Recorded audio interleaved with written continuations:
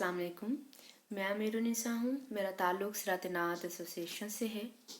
अपने एसोसिएशन के प्लेटफॉर्म से मैं क्वारंटाइन डेज़ के हवाले से आपके साथ एक छोटी सी टिप शेयर करना चाहूँगी। हम वेजिटेबल्स और फ्रूट्स लेके आते हैं और उन्हें हम साफ़ पानी से वॉश आउट कर देते हैं। नो डाउट इससे उनके ऊपर जो बैक्टीरियाज होते हैं, वायरसेस होते हैं या रेजिड्यूज होते हैं वो 92 to 93% वॉश आउट हो जाते हैं। लेकिन अगर हम ये छोटी सी टिप को फॉलो करें तो इससे हमारे वेजिटेबल्स और फ्रूट्स 100% बैक्टीरिया और वायरसेस फ्री हो जाएंगे।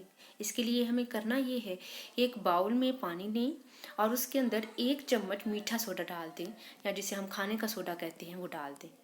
अब वेजिटेबल्स और फ्रूट्स को उसके अंदर 10 मिनट के लिए रखें और उसके बाद उन्हें साफ़ पानी से वॉश आउट कर लें। ये बहुत यूज़फुल टिप है जिससे हमारे फ्रूट्स और वेजिटेबल 100% वायरसेस फ्री हो जाएंगे।